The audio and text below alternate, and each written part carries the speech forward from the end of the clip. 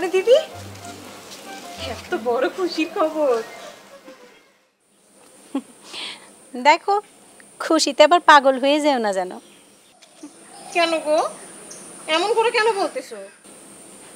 এমনি কি বলেছি মনে আছে তো? বাচ্চার যত্ন নিলে মা কিন্তু ক্ষমা করে দিবেন।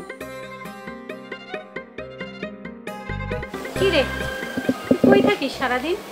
বাড়িতে এত খুশির খবর। কই কই থাকি আবার কি, আমি তো মহা খুশি। তা এত খুশি যখন, যা গ্রামে যেয়ে মিষ্টি কিনে বিলি করে দিয়ে আয়।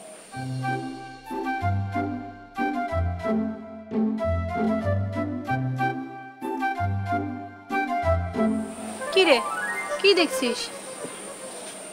ও পয়সা নাই তো চাচা হইছো, আর মিষ্টি কেনার টাকাটাও তুমি দাদার থেকে নিবা? নিব না তো কি, আমাকে কেউ পয়সা করি দেয়? আগে না হয় একা ছিলাম, পয়সা করি লাগতো না। এখন তো ঘরে একটা মানুষও আছে, পয়সা তো লাগবেই। চল ছোট।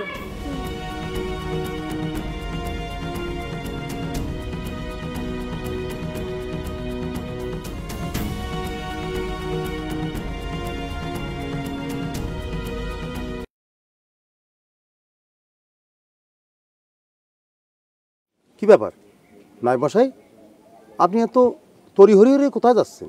বাবা সুবোধ, তুমি খবরটা জানো না? কিসের খবর? আমাদের হাসানের ছেলে হয়েছে, ভাবলাম একটু আশীর্বাদ করে আসি। হাসানের ছেলে হয়েছে তা আপনি এত খুশি হয়ে যাচ্ছেন কি জন্য? সে কি কথা, কর্তামা হাসানকে নিজের ছেলের মতোই জানেন। উনি সংবাদটা শোনা মাত্র আমাকে ডেকে বললেন আমি যেন যে কর্তামার হয়ে আশীর্বাদটা দিয়ে আসি আর খবরটা বলে আসি কর্তামা খুশি হয়েছেন। কর্তামায়ের এসব আদিক্ষেতা আমার একদম ভালো লাগে না বাবু। আর আমি বুঝতে পারি না হাসানের প্রতি কর্তামায়ের এত দরদ কেন। কর্তামা হাসানকে একা পছন্দ করে না, গ্রামের আরো 10 জন ওকে পছন্দ করে। আচ্ছা আচ্ছা ঠিক আছে, আপনি এখন যাচ্ছেন যান, এই নিয়ে আপনার সাথে আমার পরে কথা হবে।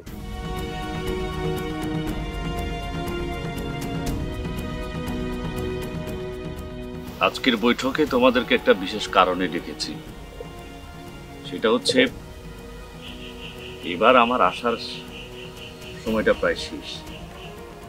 আমরা যতদূর এগিয়েছি খুব ভালোভাবেই আমরা এগিয়েছি, আমরা অনেক দূর এগিয়ে যেতে পারবো। তোমাদের প্রত্যেকের কাজ আমাকে মুগ্ধ করেছে, আমি এমনটাই আশা করেছিলাম। কিন্তু যে কথাটি তোমাদেরকে বলতে চাচ্ছিলাম, আমি এবার এসেছি, আমার আসার সময়টা প্রায় শেষ হয়ে গেছে। আমাকে আপাতত আবার কলকাতায় ফিরে যেতে হবে। আমি